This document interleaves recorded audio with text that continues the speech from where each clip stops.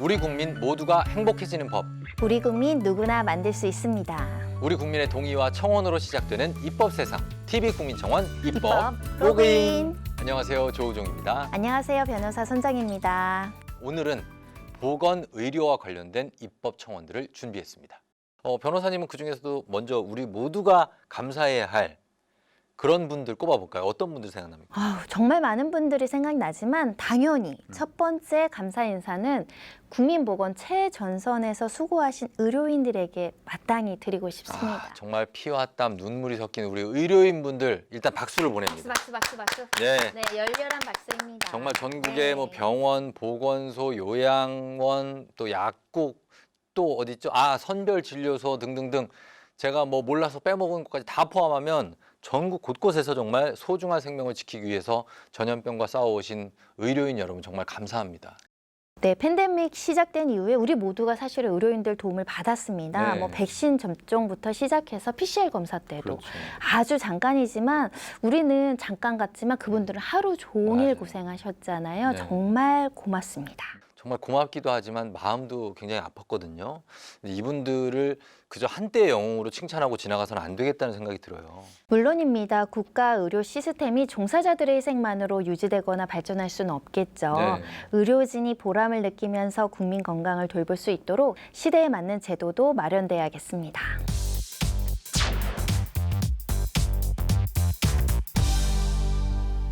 첫 번째 주제는 위기일발 지몬미 의료센터입니다.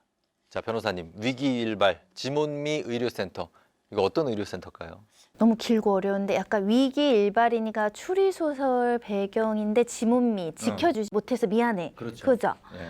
그러면 지켜주지 못한 의료센터에 위기일발이 있다. 뭐 이상한데요. 네, 지금 더 헷갈리시는 것 이상한데요. 같은데 네. 말이 안 된다고 하실 수도 있지만 의료 현장에서는 말이 될 수 있습니다. 그야말로 위기일발의 상황에 처한 우리 의료 현장, 대체 누가 무엇을 지키지 못해서 미안한 것인지 청원 내용 소개해드리겠습니다. 의료인의 안녕을 위해 의료법 개정을 청원합니다. 현행 의료법은 누구든지 의료인을 폭행하거나 협박해서는 안 된다고 규정하고 있습니다. 그러나 의료 현장에서는 의료인에 대한 폭행과 협박은 물론 폭언과 성희롱까지 빈번히 일어나고 위계와 위력을 사용해 의료 행위를 방해하는 사례도 많습니다. 병원에서 의료인이 이런 일을 당할 경우 그 피해는 고스란히 환자에게 돌아가게 됩니다. 특히 여성의 비율이 높은 간호사의 경우 언어적 성희롱에 노출되는 경우가 많지만 가해자가 처벌받는 경우는 많지 않으며 공연성을 범죄 구성 요건으로 삼는 모욕죄로 처벌하기도 쉽지 않습니다. 따라서 현 의료법 규정에 폭행, 협박뿐만 아니라 위계, 위력, 폭언, 성희롱 등까지 처벌 대상으로 추가해 의료인을 두텁게 보호하고 환자의 진료받을 권리를 지켜주시기 바랍니다. 라고 청원해 주셨습니다.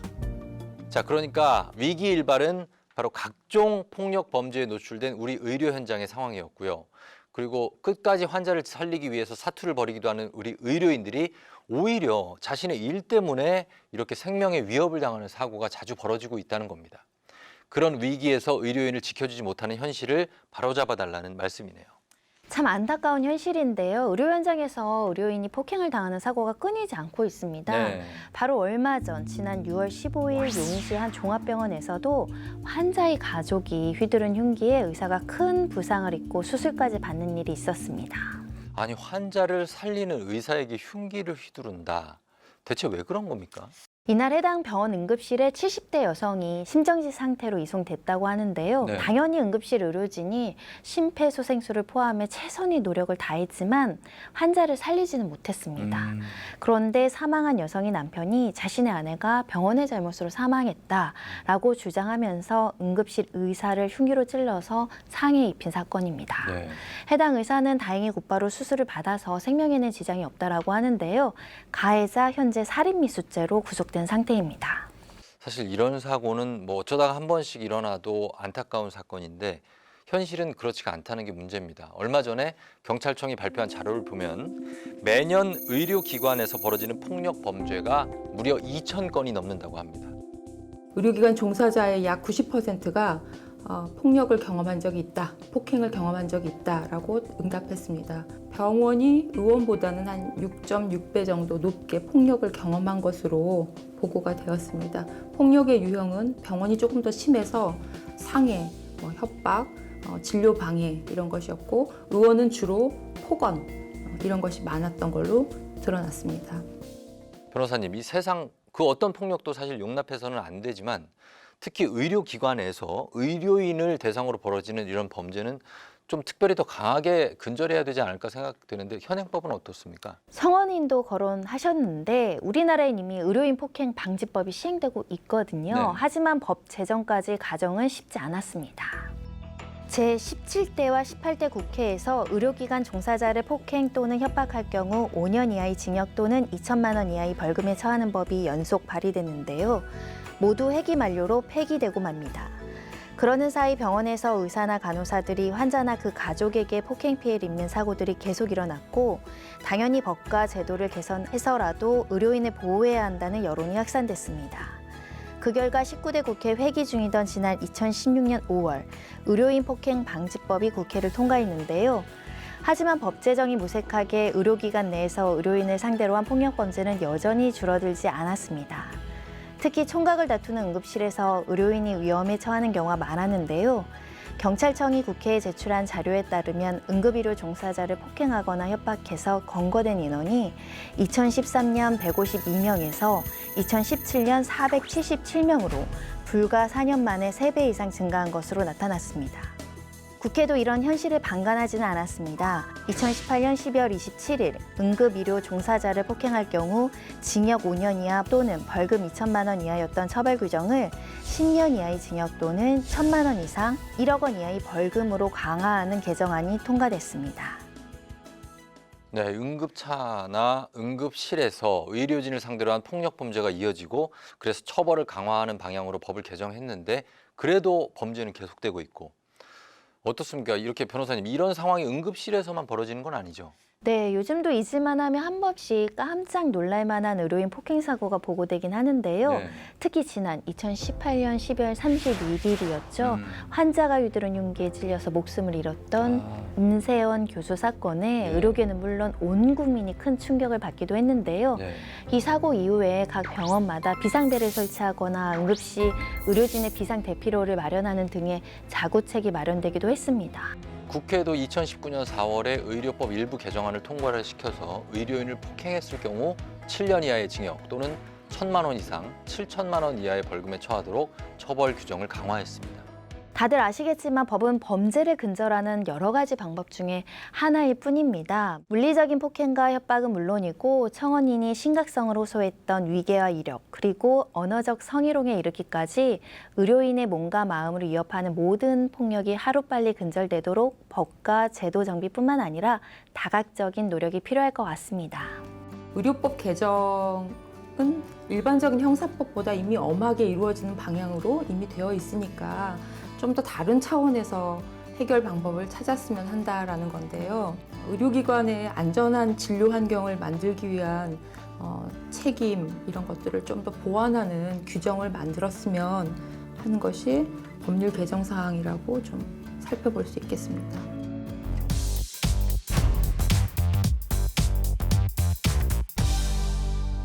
보건의료와 관련된 두 번째 청원의 주제, 우리 동네 의사 선생님입니다.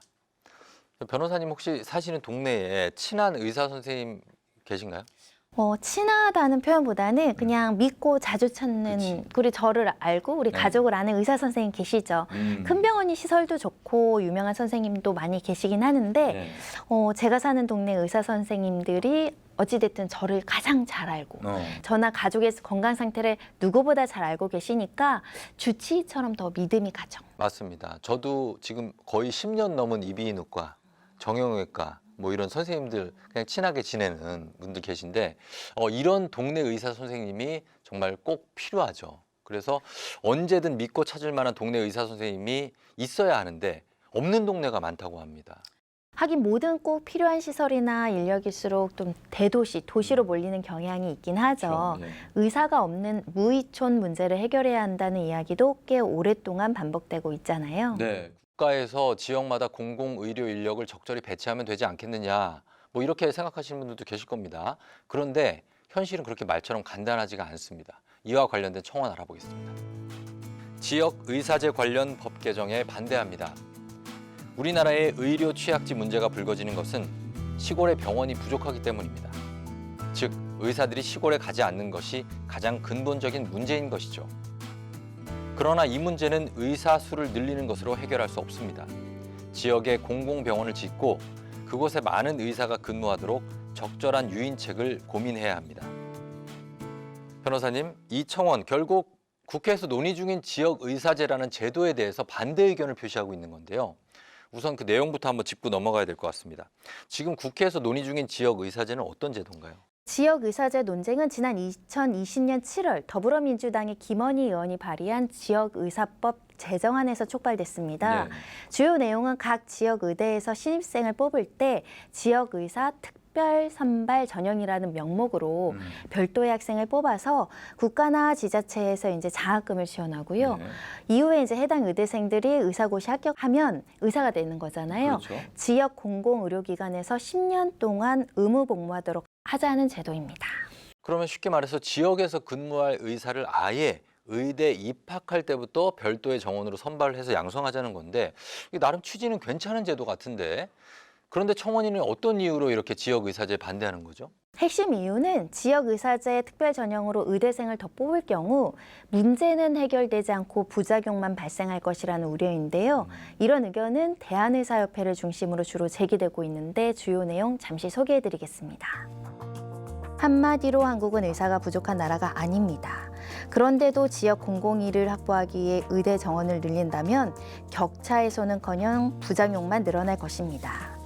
10년의 지역 의무복무가 끝난 30대 중반의 의사들은 대부분 근무하던 지역 공공병원을 떠나 도시로 근무지를 옮기게 될 것이고 그 결과 도시 지역의 의사 숫자만 더욱 비정상적으로 늘어나 각종 부작용이 양산될 것입니다. 지역 환자들 역시 상당수가 특별 전형으로 양성된 지역 공공의를 외면하고 도시 병원을 찾게 되어 오히려 격차와 편견만 증가할 것입니다. 이건 또 맞는 얘기인데 왜냐면 이게 또 유명 종합병원에 가면 사람들이 정말 난리가 득식을 하는데 지역에 있는 병원에 작은 병원에 가면 사람이 없어요. 예. 이거 참 진짜 선생님, 제가 좀 이거 증세가 좀 봐주세요. 저 이상한 증세가 생겼는데 아까 지역 의사제 논리를 들었을 때는 그게 또 맞는 것 같은데 반대 논리 들으니까 또 이쪽 맞는 것 같거든요. 저 어떻게 열 좀 귀가 심하게 얇으신 것 같고요.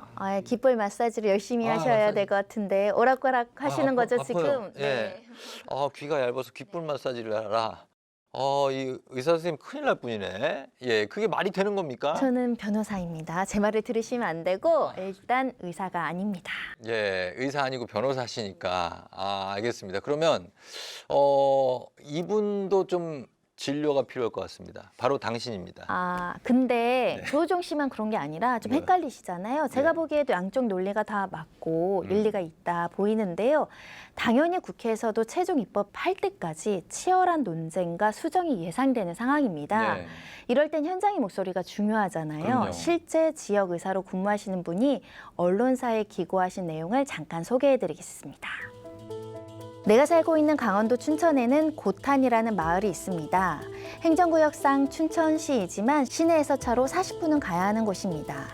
고탄 마을의 노인들은 의사를 만나려면 차를 타고 춘천 시내까지 가야 합니다. 오랜 농사로 허리 통증과 무릎 관절염은 기본으로 가지고 있는 노인들이 아픈 다리를 끌고 버스를 타고 다시 택시를 갈아타며 의사를 찾아갑니다. 그 버스마저도 고작 하루 한두 번 다닙니다. 그걸 놓치지 않으려고 길을 쓰고 버스 정류장으로 가는 것입니다. 공공의료의 결여가 누군가에게는 추상적인 얘기일 수도 있지만 이들에게는 구체적인 고통입니다. 지역 의사제라는 이름은 수정되어야 합니다. 문제의 본질은 지역에 머물 의사가 부족한 게 아니라 공공의료에 머물 의사가 부족하다는 것입니다. 지금도 이른바 지역이라고 할 수 있는 춘천 시내 의사들은 차고 넘칩니다. 고탄 마을의 힘겨움은 춘천 시내 의사들의 이기심 때문이 아니라 명백히 공공의료의 책임입니다. 지금 필요한 것은 지역의사제가 아니라 공공의사제이며 10년 뒤가 아니라 지금 여기에서부터 당장 시작되어야 합니다. 돈을 더 들여서라도 병원에 가기 힘든 시골 동네 왕진갈 의사를 뽑고 마을회관에서라도 진료가 가능하게 해야 합니다. 의료계에서 주장하는 대안은 지역의 중증 필수 의료에 대한 수가를 현저하게 높이고 지역에서 개업하게 하고 지역으로 의사가 올 수 있는 여러 가지 금전적인 재정적인 유인을 주는 것이 훨씬 근본적인 대안이다라고 의료계가 주장하고 있습니다.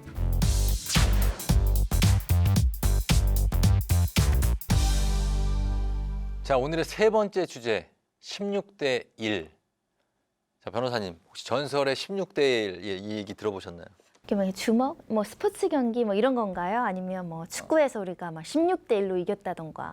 그럼 뭐 전설적이죠. 뭐 그런 것도 가능할 텐데 제가 이제 여쭤본 16대 1은 사실 이게 이제 남자들 사이에서는 어떤 전설과도 같은 그런 어떤 그럼 사기일 수도 있습니다만 예, 전해지는 얘기인데 어느 학교에서 좀 싸움 좀 잘하는 어떤 형이 16대 1로 애들을 다 쓰러뜨렸다.